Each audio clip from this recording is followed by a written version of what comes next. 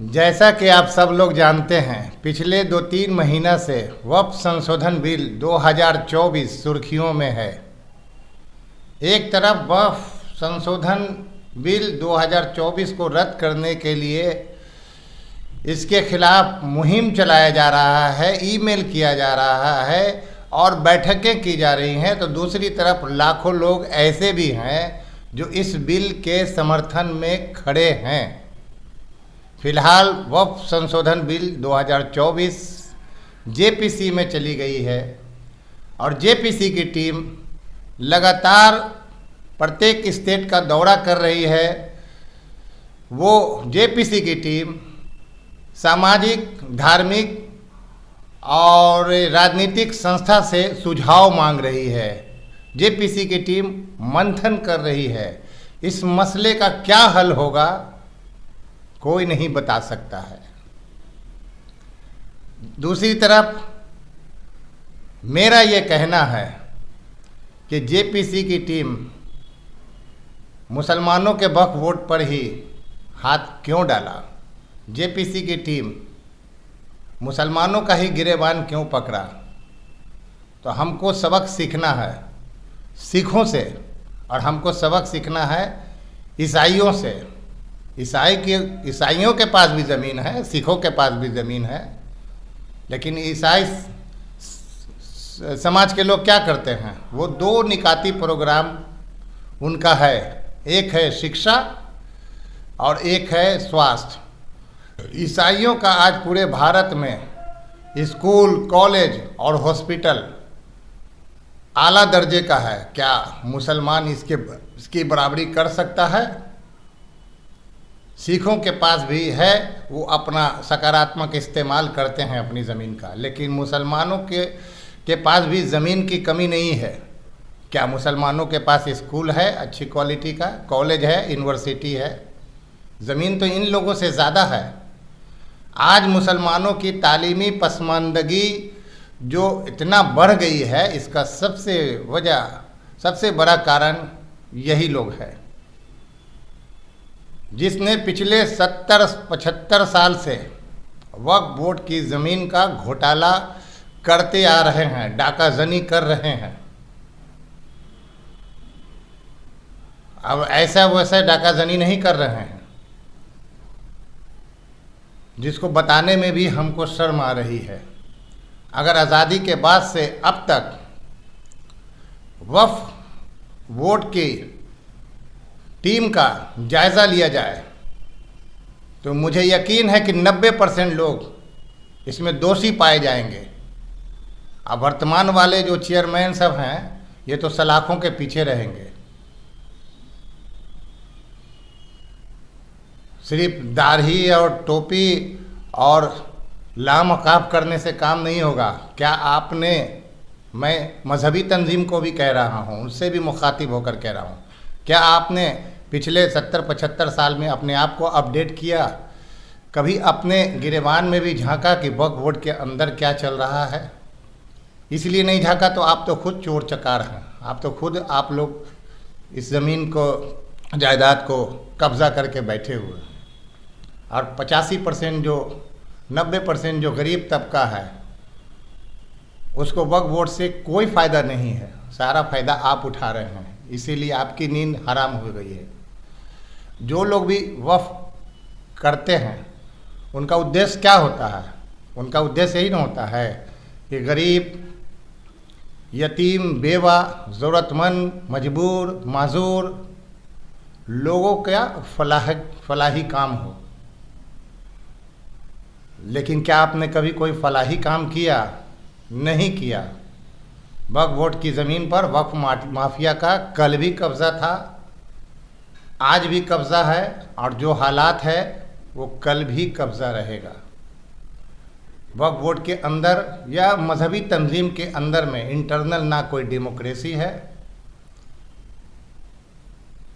और ना कोई आपसी तालमेल है। मुस्लिम पर्सनल लॉ बोर्ड को भी देखिए, ये भी अपने आप को अपडेट नहीं करता है, लेकिन सरकार सिर्फ हल्का गिरेबान पकड़ती है तो बाप बाप करता है। अरे भाई, तुमको डूब मरना चाहिए। सिर्फ कहते हो कि इस्लाम दुनिया का सबसे अच्छा मज़हब है, तो हम भी कहते हैं, सारे लोग 100% दुनिया के सारे लोग कहते हैं इस्लाम दुनिया का सबसे अच्छा मज़हब है। लेकिन मुसलमान क्या दुनिया की सबसे अच्छी कौम है? तुमको सबक सीखना चाहिए ईसाइयों से, तुमको सबक सीखना चाहिए सिखों से, लेकिन तुम सीखोगे नहीं। बस वक्फ वोट संशोधन बिल रद्द करो, रद्द करो, रद्द करो, लेकिन अपने आप को नहीं सुधारो। हम नहीं सुधरेंगे। अरे भाई, ये जो कश्ती जो डूब रही है, ये कश्ती को डुबाने में कश्ती के मुहाफिज का ही हाथ है। जिनको हम अपना रहबर समझते हैं वही रहजन हैं, वही चोर चकार हैं, वही डाकाजनी कर रहे हैं। इसीलिए वक्फ संशोधन बिल 2024 रद्द होना चाहिए। सब लोग कहते हैं, 100% मुसलमान कहते हैं, लेकिन अपने आप को भी सुधारो, अपने आप को भी संभालो, संशोधन करो। आप परिवारवाद को मत बढ़ावा दो। इसमें तो सिर्फ कुछ लोगों का ही आज़ादी के बाद से लगातार कब्ज़ा है। जैसे जमातुल उलमाए हिंद पे देखिए, महमूद मदनी के अब्बा असद मदनी, असद मदनी के अब्बा हुसैन अहमद मदनी, महमूद मदनी के चचा अरशद मदनी, इन लोगों का कब्ज़ा है, इन लोगों की गुटबाजी है।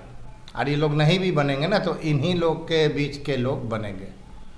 बाकी जो हकदार है उसको इस्लाम के नाम पर, इस्लाम में ज़ात पात नहीं है, इस्लाम में ज़ात पात नहीं है। अरे भैया, तो 100% मुसलमान कह रहा है इस्लाम में ज़ात पात नहीं है।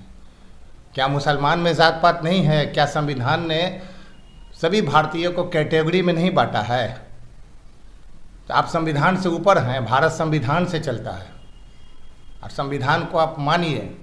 और नहीं मानने का नतीजा है आज जो आप दादागिरी करते हैं, उसका नतीजा है कि हम ये सब भोग रहे हैं। तो मैं आखिरी में यही कहना चाहूँगा कि वक्फ के लुटेरे सावधान हो जाओ। ये जो बोल रहे हो कि हम तो, मेरा अपना मसला है, हम सुधार लेंगे, बाहरी लोग क्यों वक्फ संशोधन बिल लाकर हमारे हाथ से बागडोर लेगा? तुम्हारे हाथ से बागडोर इसलिए लिया जा रहा है कि तुम चोर हो, और एक चोर को हटाकर दूसरे चोर को के हाथ में बागडोर जाने वाला है। लेकिन उसने तो अभी चोरी किया भी नहीं है। क्या वक्फ बोर्ड की संपत्ति को मोहन भागवत ने लूटा है? क्या वक्फ बोर्ड की संपत्ति को नरेंद्र मोदी योगी ने लूटा है? नहीं। वक्फ बोर्ड की संपत्ति को जो बड़े बड़े जो हमारे मजहबी जो कहते हैं कि हम रहनुमा हैं, या बड़े बड़े लोग हैं, सरमायादार लोग, सरमाया यानी पूंजीपति लोग हैं, जरदार लोग हैं, इन लोगों ने लूटा है।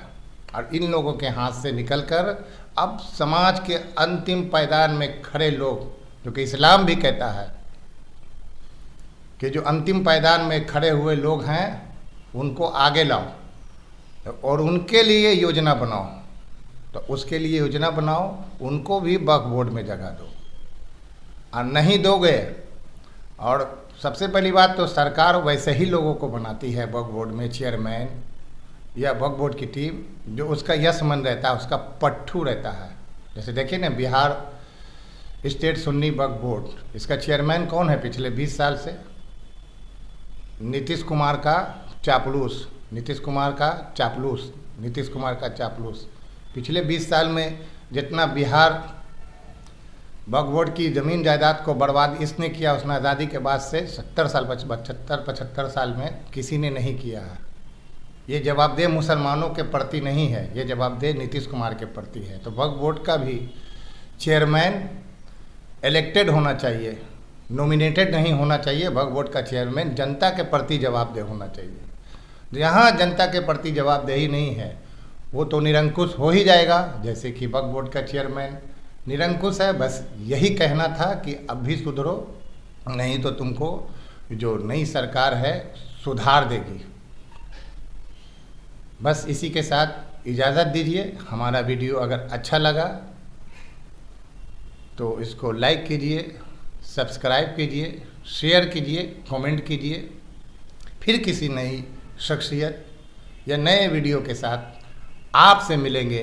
तब तक के लिए जय भारत, जय संविधान, आदाब।